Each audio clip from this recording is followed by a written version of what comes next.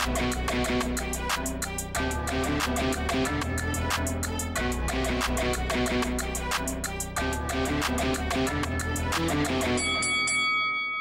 guys, welcome to Boxing Squared for boxing news and views from around the internet.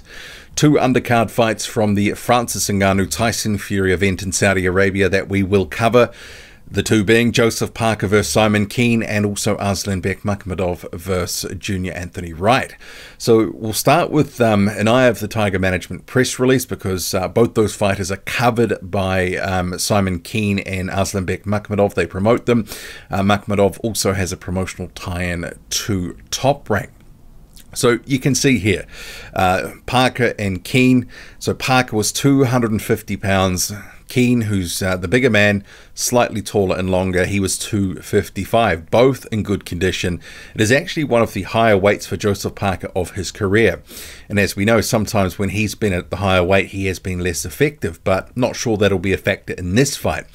Makhmudov, 260 pounds for facing Junior Anthony Wright. Obviously, quite a clear discrepancy in height and weight there. You have a case that Wright was only 229 pounds. So I think most of us know that this is probably going to be light work for Makhmudov, but we'll come to that. Some comments that have been made during fight week. Joseph Parker, and actually we'll just jump to the weight. So he's got a record of 32-3. He's coming off a win over Fainga Orpilo, first round knockout earlier this year back in May. Originally they had said that they were hoping to have 4 or 5 fights, up to 5 fights in 2023 as they rebuilt after he got demolished by Joe Joyce in 2022. And that was a fight against Joyce where he was 255. He looked sluggish, he looked tired early on and gassed. And it's interesting that while he dropped back down for the last couple of fights, he's now 11 pounds heavier, or close to, at least 10.25 pounds heavier than his last fight. But does that speak to that he thinks he's just going to absolutely walk through Simon Kean? Possibly, because Simon Kean, with a record of 23-1, really has faced nowhere near the opposition that Parker has. He's coming off a win over Eric Molina, and actually just a few fights back, Shawndell Terrell Winters. He got a win, but he was actually down. Kean was down in the 6th round of that fight. As I like to sort of say, Simon Kean, when he fights, it looks like he's about to lurch, from success to disaster in an instant. So that record of 23-1, it is very padded. And since his loss a number of years ago now, back in 2019 to Dylan Carmen, 2018, he avenged the loss in 2019. Kean has looked like a different fighter. He's looked like he's gun-shy and scared to pull the trigger for fear of what's coming back. My view, and I've said this the whole way through, he's a knockout waiting to happen. I've been saying well ahead of this fight that someone's going to absolutely wax him, and he almost that almost happened in the Winters fight. Bearing in mind, Winters at the time was on the slide, 40 years old, there or thereabouts, and hadn't been performing well. And actually the common opponent these two have is Winters, and Parker dominated him a few years ago, and Kean struggled. Eventually he got the job done, but I do think that you've got a case that Simon Kean is here for the taking. And what was said this week in terms of comments, I'll just try to find it. So Joseph Parker had said, even if I were fighting Tyson Fury, I don't think there's any more that we could have done in camp. We've trained very hard for Simon Kean and we respect him as a fighter. We know that he's got a lot of knockouts, so we've done everything in our power to be as prepared as we can for this challenge. I'm going to follow the plan that Andy Lee says and punch his face. And that is the one thing that Kean does have. He does possess good power. But the thing is, the delivery system for that power has looked pretty shaky in recent years, doesn't want to pull the trigger. I think Parker, if he's anything close to what he was his best a few years ago, should have Kean inside 5 rounds of this fight by knockout. Wouldn't surprise me if it was earlier than that either. Kean says, this is a big challenge for me. This week, Joseph said he wants to knock me out. Of course he wants to knock me out, and I want to knock him out too. That's boxing. I know I have a big challenge, and I will need a great performance to get the win. But I had a really great training camp, and I'm ready to shock the world. It would be a shock. because, as I say, Kean, he's sort of like the modern day version of David Price. One second he's fine, and then all of a sudden he looks like he's about to be out of the fight. And it could be like this here. And I think some people will look at him when they see him, and they wouldn't have seen much of him because he's been fighting in Canada behind a paywall on punchinggrace.com. If they haven't seen him recently or at all, they're going to go, this guy looks like he's still an amateur. He looks really novice-y with his style. And it comes across that weird sort of stance, and yeah, just you're going to see what I mean when you see the fight if you haven't seen much of Kean.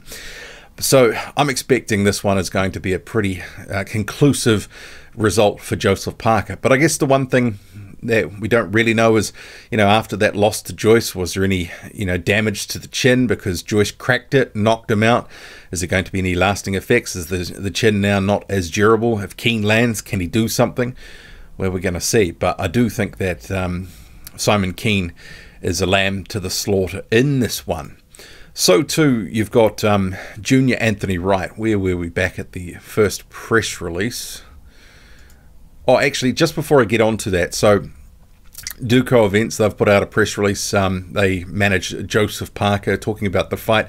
Interestingly, this fight in New Zealand is actually, and possibly other markets as well, is actually being a pay-per-view on DAZN. And why I wanted to touch on this, not because it was obviously on DAZN, but more for the fact that, you see the cost here, $34.99.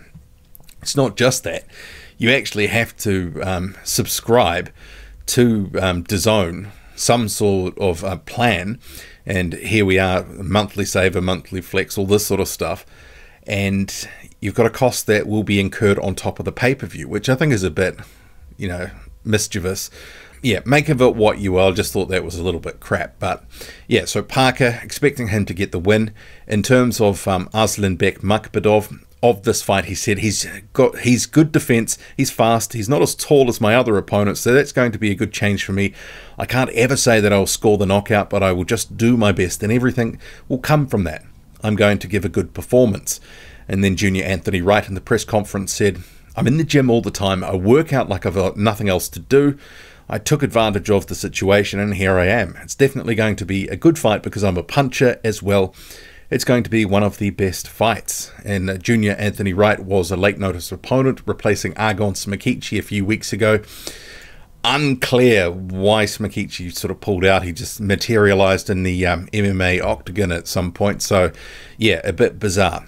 But his trainer, Makhmudov's trainer, Mark Ramsey, he says, this is Arslanbek's entry into the big leagues. It's a crucial fight for us. It's going to be important to be spectacular and deliver a memorable performance. I mean, the whole thing, entry into the big leagues, I mean, if he means appearing on a big card, does that also mean Moses Itoma is also on the card? It's his entry into the big leagues. Kind of seems a little bit farcical, especially given the level of the opposition.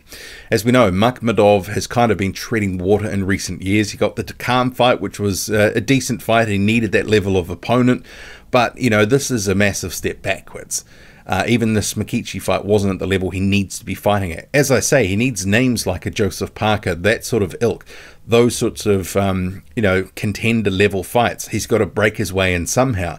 But if they are going to get a showreel sort of highlight knockout, well, certainly having this opponent in Wright, who's got a record of 20-4, they're setting it up for that. So Makhmudov by destruction inside a couple of rounds, I would pick.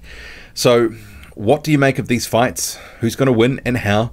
Do you give Kean or Wright any chance? I don't. Drop a comment loud and often. Hit like, hit subscribe, follow me on Twitter. Boxing_squared.